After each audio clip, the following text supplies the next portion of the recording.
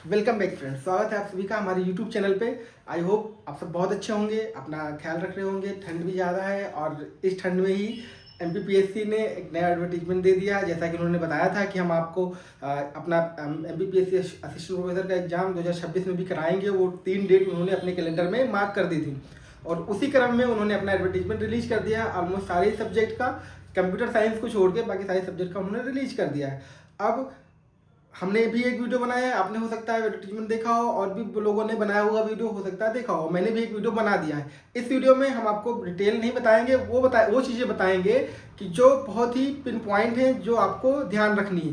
तो कुछ पॉइंट ऐसे हैं कि आपका एग्जाम कब कब होगा, या आपका फॉर्म फिलिंग कब स्टार्ट होगा, और उसके बाद क्या एग्जाम के प्रारूप में कोई चेंजेस हैं। जी हाँ, कुछ चेंजेस भी हैं। वो क्या नेगेटिव मार्किंग हो गई है या नहीं हुई है, या इसके अलावा कौन कौन से एलाइड सब्जेक्ट हैं वो इसको फिल कर सकते हैं, इन्हीं पे हम बात करने वाले हैं। और इसका सब्जेक्ट जो है अपडेटेड कब तक आ सकता है, या इसका सिलेबस क्या होगा, ठीक है। तो उसी पे बात करने वाले हैं। सबसे पहले जो आपका एग्जाम है वो होने वाला है 30/8 को, ठीक है। एग्जाम डेट आप पहले मार्क कर लीजिए।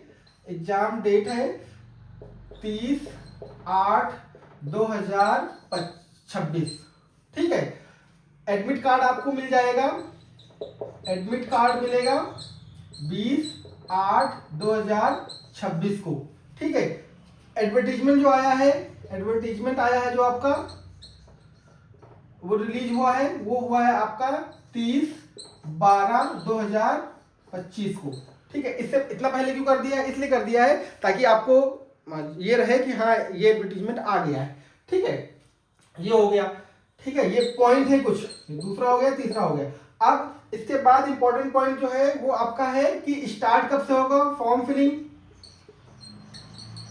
फॉर्म फिलिंग जो स्टार्ट होगी वो आपकी होगी 17/4 से, 17/04/2026 लास्ट डेट है इसकी।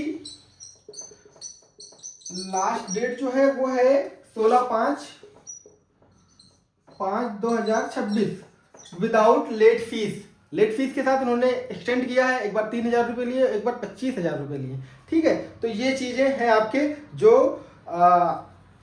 इंपॉर्टेंट डेट है जिनको आपको याद ही रखना है, इन चीजों को, ठीक है। इन डेट्स को आपको याद रखना है, इसी बीच में आपको सब कुछ कर देना है। इसको एग्जाम होना है, इसका आपका एडमिट कार्ड आएगा, ये इस डेट को आपका एडवर्टीजमेंट आया है कल, और इन डेट को आपको अपना विंडो होगी जिसमें आपको फॉर्म फिलिंग करना है। फॉर्म फिलिंग की जो फीस होगी वो अनरिजर्व प्लस अदर स्टेट के लिए होगी, वो 500 होगी, प्लस कुछ और इनका शुल्क होगा, और कैटेगरी के लिए वो होगी 250 रुपये, ठीक है।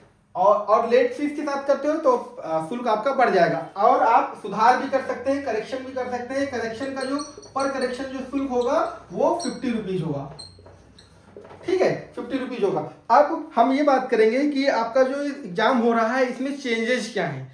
तो सबसे बड़ा तो चेंज यही है कि इस बार के आपके एग्जाम में नेगेटिव मार्किंग होगी, ठीक है।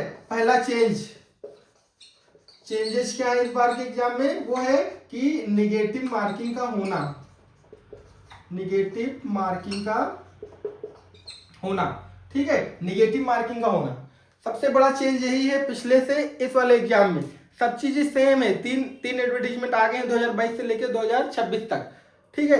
तो और सब में चीज चेंज है। जो 2022 का था, जो 2024 में एग्जाम हुआ था, 2024 का जो था 2025 में एग्जाम हुआ था, उसमें निगेटिव मार्किंग नहीं थी, ना सब्जेक्ट में थी, ना आपके उसमें थी जो स्पेशल पेपर था यानी एमपीजी के में, लेकिन यहाँ दोनों में है। तो आपको ये ध्यान रखना है कि निगेटिव मार्किंग इस बार है, तो उस अकॉर्डिंग आपको प्रिपरेशन करनी है। दूसरा, कौन कौन से सब्जेक्ट एलाइड सब्जेक्ट हैं। तो एलाइड सब्जेक्ट की बात करें तो जूलॉजी में वो लोग अप्लाई कर सकते हैं। इसका मैंने शॉर्ट वीडियो भी डाला हुआ है, आप उसको देख लीजिएगा कि कौन कौन से लोग जूलॉजी सब्जेक्ट में अप्लाई कर सकते हो। तो वो लोग कर सकते हैं जिन्होंने अपना मास्टर्स चाहे फिशरीज से किया हो, चाहे एक्वाकल्चर से किया हो, चाहे एनवायरमेंटल साइंस से किया हो, चाहे लिनोलॉजी से किया हो, चाहे एंटमोलॉजी से किया हो, चाहे बायोटेक्नोलॉजी से किया हो, चाहे बायो साइंस से किया हो, चाहे जेनेटिक्स से किया हो, चाहे बायोइन्फॉर्मेटिक्स से किया हो, चाहे लाइफ साइंस से किया हो, या जेनेटिक इंजीनियरिंग से किया हो। ये सब्जेक्ट है इनका।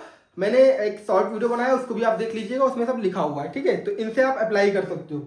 इसके अलावा खास बात क्या है और इस वाले एडवर्टीजमेंट में वो है कि इस बार जो टोटल पोस्ट है, जो टोटल पोस्ट है वो है आपकी,